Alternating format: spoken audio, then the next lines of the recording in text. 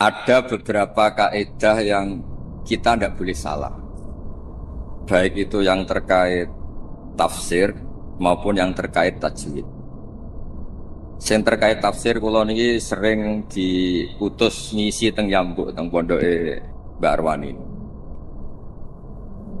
Ada hal yang setiap mufassir itu mesti menulis begini teng Fatihah. Wa yuqaddaru qabla qaulihi ta'ala iyyaka na'budu qulu. Sebelum iyyaka na'budu itu harus ditakdirkan itu ada komponen kata yang dibuang. Gini ku kata-kata napa? Qulu, katakanlah.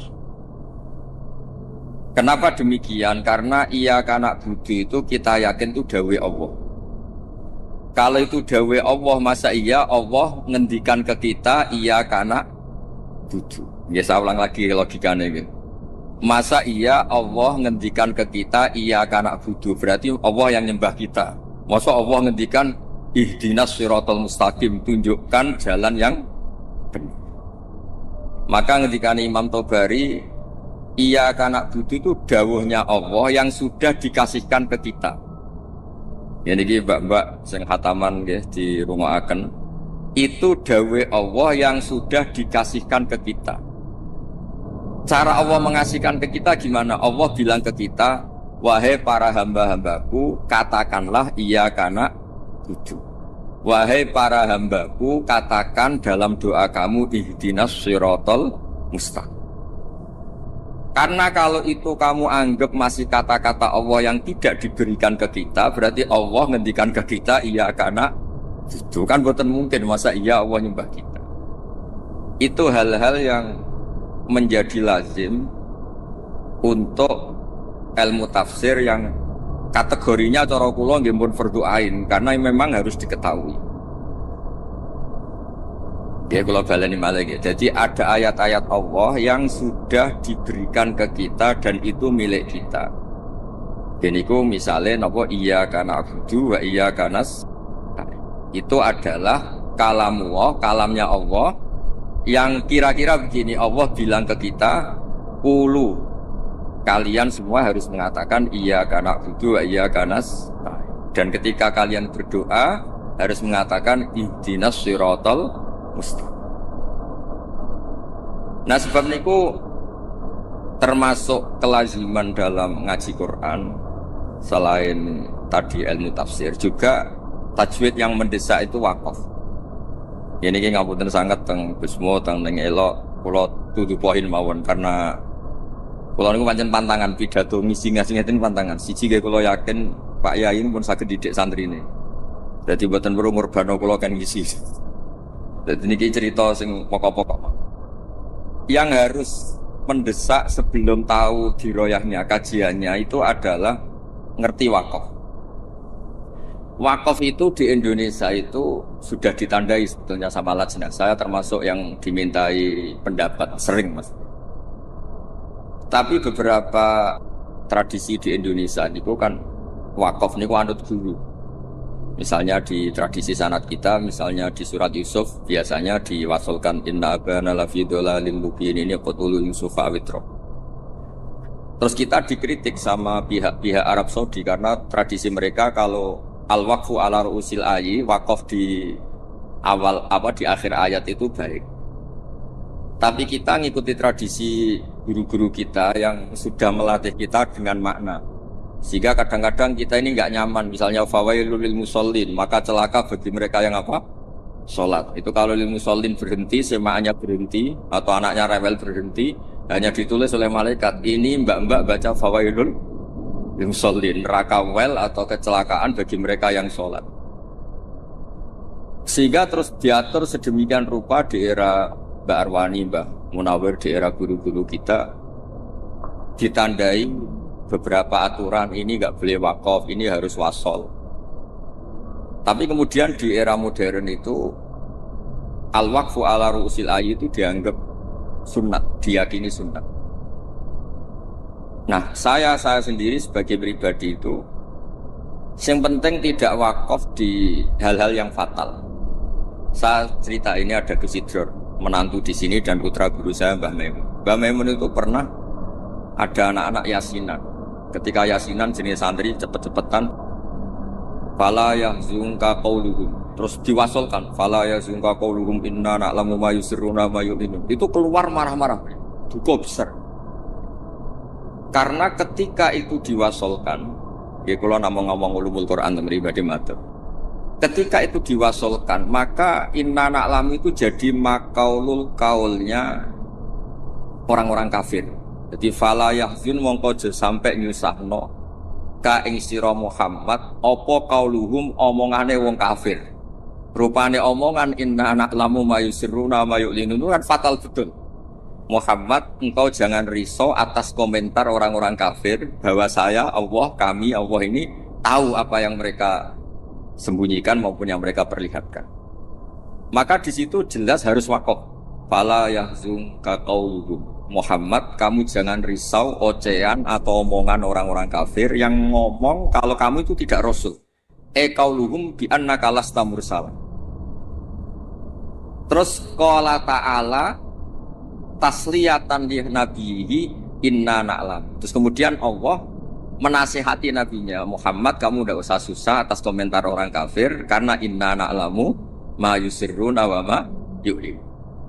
Sebab itu benar-benar fatal ketika kita misalnya yasinan, ya terutama bapak yang sudah khotimat, yang sudah pinter.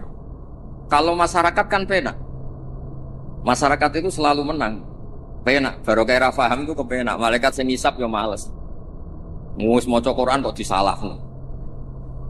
Mulane kula niku tak kenang saking Mbah Mun niku, aku iri hak wong bodho iku iri. Islame pas-pasan ra tau wedi suul khotimah. Kene wis kiai kaji tahajud witir cek wedi suul apa?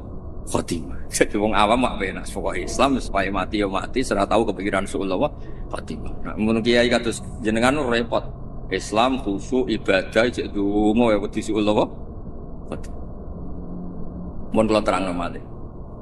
Di level ilmu, di level penelitian, itu memang masalah. Fala yahzunka qauluhum. Jadi yang benar itu ya waqaf fala yahzunka qauluhum. Kamu jangan susah, ya jangan susah, jangan dibikin susah oleh komentar orang-orang kafir bahwa kamu itu lasta mursala, kamu itu tidak rasul. Terus Allah memulai penjelasan, kamu tenang saja Muhammad, karena aku kata Allah inna na'lamu ma yusirruna wa ma yu'linun. Terus contoh malih misalnya begini. Yudkhilu may yasha'u fi rahmati. Kadang ada yang wakaf wa dzalimin. Itu kan berarti jadinya apa? Allah memasukkan rahmatnya orang-orang yang dikehendaki. Kalau kamu wasol kemudian wa dzalimin dan wakaf di wa dzalimin berarti apa? Dan Allah memasukkan orang-orang zalim di rahmatnya. Nah hal-hal seperti ini kalau suwun mbak-mbak memang meskipun misalnya kita diroyahnya gagal itu jangan sampai secara tilawah yang mutalaqqatan min afwahil masyayikh yang kita punya sanad itu jangan sampai tidak bisa. Karena itu sekali salah itu fatal. Makanya kata Ibnu Jazari wa ba'da tajwidi kalil hurufi la budda min ma'rifatil huruf. Saya berkali-kali kalau ngaji cerita kenapa Imam Asim meriwayati Hafiz itu ada saktah 4. Saktah 4 saja itu dikritik penggemar Imam Asim. Sebetulnya bisa ratusan. Ya Alhamdulillah qiraatu Asim meriwayati Hafiz itu saktah hanya berapa? 4. Ini itu teng Kahfi, awal Kahfi, terus teng Yasin, terus wakilaman Rokin sama di surat Tatfif atau Mutafifin kalla balrona. Nah kenapa ada sakta? Kalau sering cerita supaya ini tiang-tiang yang seneng Quran itu hati-hati. Memang harus sakta. Yaitu tadi misalnya orang-orang kafir bangun dari kubur dan dia nggak tahu yang bangunkan siapa karena dia kafir. Kalau kita mukmin kan tahu yang bangunkan itu apa. Ketika mereka bangun mereka terus tanya, "Mam ba'atsana mim marqadina." Mantai sapa iku ba'atsa nangekno sapa man nak ing kita mim marqadina saking turu kita. Itu orang kafir mungkirul ba'si yang ingkari ba'ats tanya, "Mam ba'atsana mim marqadina." Terus Allah menjawab bilisanil malaikah, hadza ma wa'adar rahman wa sadaqal. Karena yang awal ini qaulul mustafhim, orang tanya. Kemudian yang kedua itu qaulul mujawib yang jawab, maka harus disakta. Manfaatana mimmar qadina. Terus dijawab, ada ma'wa'adir rahman wa sadaqal mursalin. Nah, bayangkan misalnya bagi orang yang ngerti Quran itu dibaca langsung. Manfaatana mimmar qadina, itu kacau semua.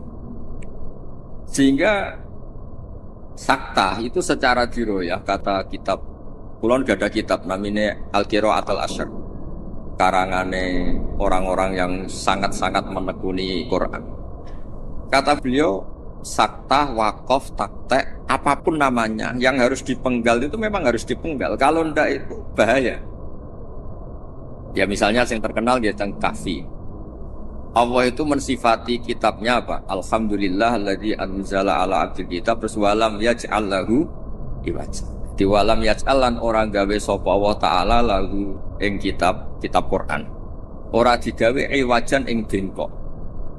Kalau kamu baca langsung qayyiman nan ora digawe ingkang jejeg. Berarti Quran itu ya ora bengkok, ya ora. Itu fatal betul. Tapi kalau jadi sakta, disaktakan itu terus normal. Walam yaj'alan orang gawe sapa Allah lahu ing Quran to maring Quran ora digawe iwajan ing bengkok. Sakta ora bengkok iku apa? Qayyiman, tegese jejeg. Terus kata ulama-ulama dalam dialog seluruh dunia, tidak hanya di Arab, di seluruh dunia, karena lughat itu rasanya sama, dzauqiyatul lughat itu sama, seluruh dunia sama. Saya misalnya bilang ke santri saya, "Cong, jangan belikan sate, pecel, rawon." Pasti semuanya ini manhiyat. "Cong, saya jangan belikan sate, pecel, rawon." Ini semuanya apa? Manhiyat, enggak boleh. Tapi kalau kata-kata saya, "Cong, jangan belikan sate, mandek, rawon." Berarti jangan belikan sate, tapi belikan rawon. Jadi berkahnya sakta itu tidak ada tasallutul amil. Amil yang depan itu tidak amal pada amil yang berikutnya. Jadi hanya walam yaj'al lahu iwaja. Ya iwaja saja yang jadi maf'ul binya yaj'al, bukan qayyiman. Nah, hal seperti ini ulama itu sangat tahu, bukan sekedar tahu, sangat tahu. Sehingga terus ijtihadnya Imam Asim itu harus disahkan. Nah, orang-orang perawi tajwid itu memang kadang-kadang hanya talaki. Talaki itu pokoknya anut guru. Sebetulnya juga harus dijelaskan sakta, wakaf, takta itu fungsinya sama. Yaitu kata-kata di depan yang harus terputus, harus terputus. Terus yang terakhir kalau contoh wakaf itu yang ini paling fatal, lebih fatal lagi karena bisa menyinggung banyak malaikat. Wa kadzalika haqqat kalimatu rabbika 'alal ladzina kafaru annahum ashabun nar. Allah sudah menitahkan secara pasti bahwa orang-orang kafir itu pasti ashabun nar, pasti penghuni neraka.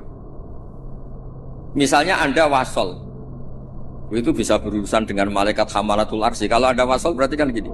Wa kadzalika haqqat kalimatu rabbika 'alal ladzina kafaru annahum ashabun naril ladzina yahmiluna al-arsya wa man hawlahu yusabbihuna bihamdi rabbihim. Itu kan fatal betul. Dan sudah kepastian Allah kalau orang-orang kafir itu ashabun nar, penduduk neraka. Siapa penduduk neraka itu? Alladzina yahmiluna al-arsya, yaitu malaikat-malaikat yang bawa apa? Ars. Jadi hal-hal seperti ini memang lane kula nggih syukur ditakdir radi ngalim nggih syukur. Dadi nek maca Quran niku malaikat itu gak gawok, dianggap normal. Menawa niku cara kula dadi malaikat roh macane Quran mungkin nggih mbak-mbak sing ngrungpati ngaji. Diwaca digebut ya sementing ordere selesai khataman niku. Semaan sementing niku ya pancen masalah tenan. Karena tadi ada lafat-lafat atau kalimat atau untaian kata yang kalau diwasolkan itu masalah. Ashabun nar itu adalah orang-orang kafir. Sementara alladzina fil arsya itu terkibnya mubtada. Berarti begini yang benar. Alladzina wong akeh utawa para malaikat akeh sing yahmiluna al-arsya sateruse ku yustabbiquna bi hamdi rabbihim wa yu'minuna bihi wa yastaghfiruna lil ladzina amanu. Sekolah suwon ning bab ngeten misale mbak-mbak boten kober diroyah. Wes kepengin nikah arep-arep payu nikah terus ra kober disuwe ngaji. Kula niku ngertos sanate ning elok ngaos teng kene Ki Nawawi ngrukem ngaos teng kene Mbak Arwani. Ki Nawawi niku kancane bapak kula. zaman sami-sami teng Kudus. Beliau dulu malah manggen teng pondok Buyut kula, manggen teng Damaran nggih Nawawi ngrupa. Jadi ketika niki kula ngomong namung fokus ulumul Quran. Jadi terus dikaranglah kitab-kitab ulumul Quran yang spesial wakaf. Karena wakaf itu yang paling fatal kalau salah itu paling fatal. Ya ada soal misalnya wa kadzalika haqqat kalimatu rabbika 'alal ladzina kafaru annahum ashabun nar, kok terusane diwasolno alladzina hamilunal itu malaikat aras bicara bener. Biasa semaan ngawur masuk malaikat hamalatul arsi jadi ashabun nar itu kan fatal. Garu-garu. Mulane donga mawon sampean. Mulane nek sampean Qur'ane fakofera bener maca sing cepet ae. Dadi malaikat ora kok bernilai, mergo bingung terus. Dadi malaikat kaya sing nyemak delok pojok etok. Karena sekali maca mbok jiwai jebule salah itu malah napa? Malah fatal. Mau niki sing kedua kalau cerita syifa. Quran itu syifa, obat atau solusi. Ini juga penting dijelaskan. Ketika kita nekuni ilmu astronomi atau falak, itu Quran cerita dan itu pasti benar karena bisa dibuktikan. Jadi gue misalnya cerita Asyamsu wal qamaru bi husban. Allah itu bikin matahari dan bikin rembulan itu untuk hitungan. Makanya ketika Allah di ayat lain huwallazi ja'ala asy-syamsa diya'an wal qamara nuran wa qaddarahu manazila li ta'lamu 'adadas sinina. Kemudian ada tahun Syamsiyah yang kebetulan terkenalnya di Indonesia itu tahun Masehiyah atau Miladiyah. Sebetulnya itu tahun Syamsiyah, nggak ada hubungannya dengan Miladiyah. Kemudian yang satunya Qamariyah. Sebetulnya ya Qamariyah. Karena yang Syamsiyah sudah milik sebelah dikatakan Miladiyah, terus Sayyidina Umar itu memaklumatkan ya sudah yang Qamariyah katakan Hijriyah sehingga kita ini punya. Makanya ada Miladiyah, ada apa? Hijriyah. Itu hakikatnya adalah Syamsiyah sama apa? Qamariyah. Sehingga peneliti astronomi itu juga suka sama Quran. Karena itu juga memenuhi hasrat mereka yang suka ilmu. Terus las-syamsu yambaghi laha an tudrikal qamara wal lailu sabiqun dan seterusnya dan seterusnya. Kemudian ada orang itu juga suka sosiologi, suka ilmu sosial. Dan itu yang saya sering setiap misi di Jogja mesti saya itu cerita ilmu sosial. Ilmu sosial itu kebetulan bapak sosiologi itu yang paling dikenal jenis Ibnu Khaldun. Punya kitab namanya Muqaddimatu Ibnu Khaldun. Kalau sinau tenanan, sinau tajribah, maksudnya penelitian sosial juga sinau kitab-kitab. Kata Ibnu Khaldun begini, dan ini harus dihayati, dilakukan ketika mbak-mbak pulang. Andai kan Rasulullah SAW itu setiap hari bisa terbang Mekah Madinah, setiap hari Mi'raj. Tapi Nabi itu kikir misalnya, tentu ini misalnya, kikir setiap ketemu orang itu misoi, ketemu orang itu menyakiti, merugikan. Itu tetap tidak akan diikuti. Jadi misalnya kulon gadah kiai atau gadah konco, sing tiap hari itu terbang di Mekah, Jumatan ini Mekah, bawa-bawa ini Mekah terbang gitu numpak pesawat, ngirit keramat tapi ngirit. Tapi dia medit, nak diutang kulo ya orang nyaur, ketemu kulo misalnya, tetap tidak saya hormati. Tapi kalau dia orang kebanyakan, nggak bisa terbang, nggak bisa apa, ambek kulo lomo, ambek kulo santo, nggak pernah merugikan saya, tetap saya hormati. Sehingga para pakar-pakar di seluruh dunia itu menghormati betul sisi sosiologi Quran. Gini kok Allah ngendikan tentang kekasih, Fabima rahmatim minallahi lintalagum walau kunta faddun ghalidhal qalbi lan faddu min hawlik. Muhammad, kamu dicintai orang banyak itu karena layinal janib. Kamu itu santun, kamu itu menarik, kamu itu simpatik. Walau kunta faddun ghalidhal qalbi lan faddu min hawlik. Kalau kamu itu angkuh, keras hati, orang sekeliling kamu pasti bubar. Misalnya kula nu wonten Zahid, bedino iso terbang ning Mekah. Bariku kok nyolong pitik kula, tetep tak ora tak arani maling, ora tak arani wong keramat, tapi tak arani maling. Wong iso terbang Mekah tapi wong nyolong pitik tetep tak arani maling, mboten tak arani tiyang napa.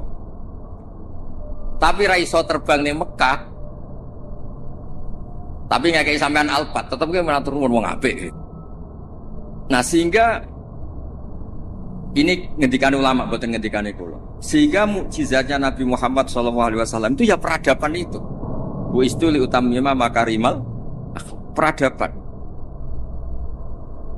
Yaitu mukjizat Nabi terbesar ya peradaban itu. Sehingga kenangannya orang-orang kafir masuk Islam mesti tanya, kenapa kamu Islam? Saya ini kenal, nyebutnya masih jangkar, saya ini kenal Muhammad tuh lama. Dan kenangan saya itu layak dibu alan nas. Dia tidak pernah bohong pada manusia. Fala yakdiba alakum. Makanya Islamnya orang Islam dulu itu unik. Yang Islam itu teman dekat semua. Bojone sampean, mbak-mbak sampean ati bojo, orang-orang ngandel wis sing lanang. Kok nak melarat mangkel mergo kere, nak sugih kepen wayah, ruwet wong lanang ruwet. Tapi Nabi itu sing pertama iman Sayyidah Khadijah. Niki tantangan waroknya jarang. Bojo ngimani sing lanang itu jarang. Sing pertama iman tiang lanang itu Abu Bakar, koncone dagang, dijak malor ngidul jenenge Abu Bakar. Zaid niku bin Harisah. Anake ketua suku. Ilang teng Mekah ditemuk tiang terus dadi budake Khadijah terus dikekno Kanjeng Nabi. Pokoke Zaid iku budak. Niku bareng nderekno Nabi tahunan, wong kok apike ngene. Niku dijaluk bapake merdeka meneng mboten purun. Sampai diceluk Zaid bin Muhammad. Intinya ngeten, Islam itu apa? Dawuhe pangeran amlam ya'rifu rasulahum fahum lahum munkirun.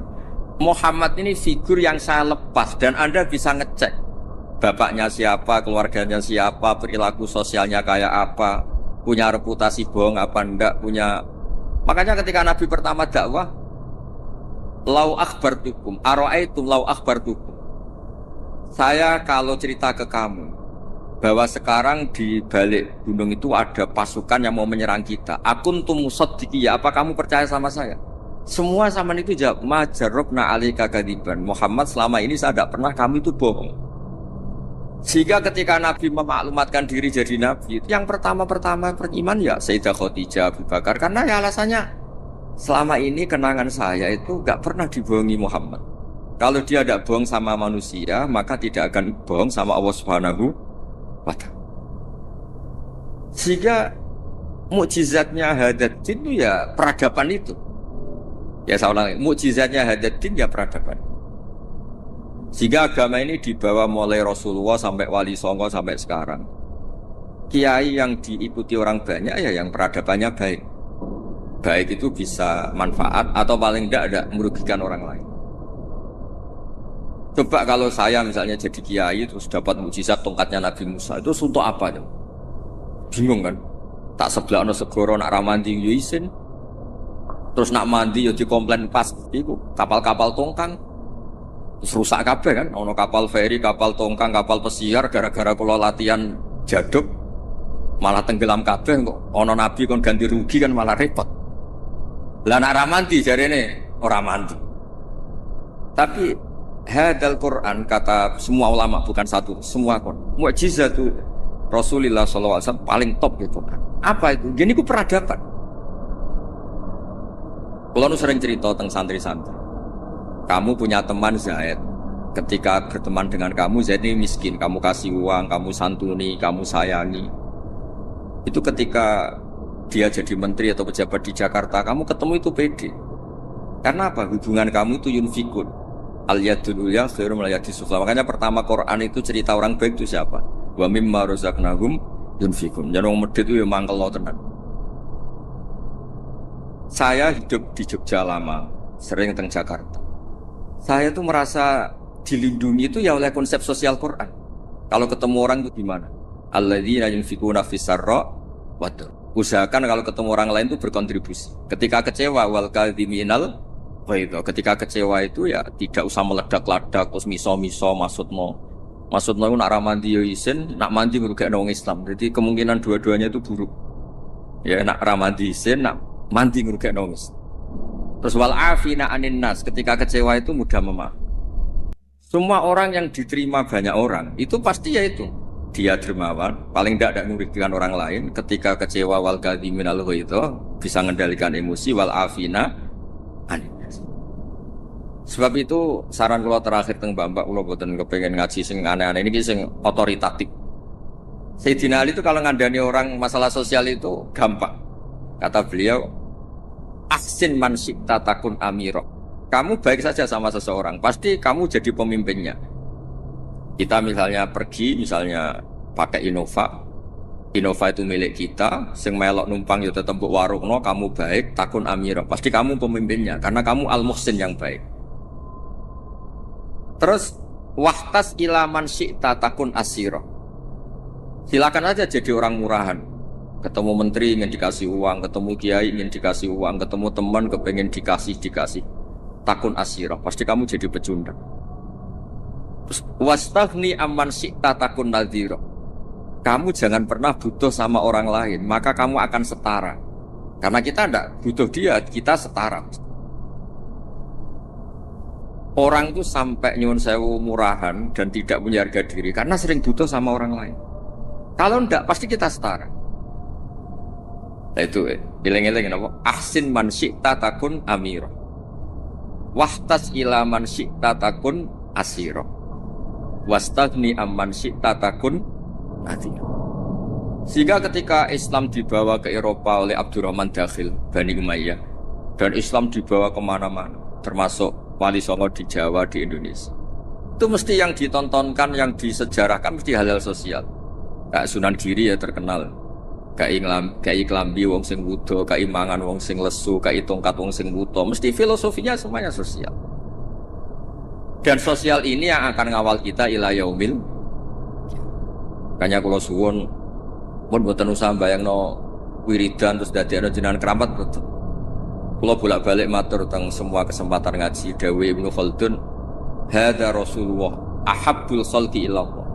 Ini Rasulullah, orang paling dicintai Allah. Itu saja kena khitab walaupun tafadzur ghalidul qalbi lan faddu min khalq. Rasulullah sing man uida bil kauni kulli, orang yang bisa memanfaatkan alam raya ini sebagai mukjizatnya. Nabi bisa ngendikan sama kata, Nabi bisa ngendikan sama dob. Waddob wal ghazala yasyadani laka birrisalah. Hewan-hewan yang enggak bisa ngomong sakit ngomong, menyaksikan kalau Nabi itu Rasul. Batu bebatuan di Mekah salam sama Nabi. Kalau engkau ini ya Rasulullah. Itu pun kalau Nabi salah secara sosial, misalnya Nabi kok senang misoh, senang merugikan orang lain, itu tetap lan faddu min khaliq, orang akan bubar. Makanya ketika Ibnu Khaldun, hadza Rasulullah ahabbul khalqi ilallah. Itu saja kena aturan harus sosialnya baik. Kalau ndak lan faddu min khaliq. Jadi walaupun tafadzun khalidul qalbi lan faddu min khaliq. Padahal Nabi ini kata Ibnu Khaldun, man lau sya'a uyida bil kauni kulli, orang yang kalau Allah menghendaki bisa memanfaatkan seluruh alam raya ini sebagai kekuatan mukjizat. Itu saja harus ngikuti tatanan apa? Sosial. Ini tidak boleh napa fadzon ghalidul qalb. Sekali itu terjadi lan faddu min pakai lam taukid. Jadi kalau dimaknani model makna kiai-kiai kuno, walau kunta diparil itu berarti enggak terjadi. Lau itu imtinaiyah, jadi itu gak terjadi. Walaupun tadi paril diandekan ana sapa sira Muhammad itu fadhon wong sing angkuh utawa sing sombong sing atos atine walidul qalbi lan fadhu yaktine mesti bubar. La itu mesti bubar sapa ngake min khaulik saking sekeliling kabeh.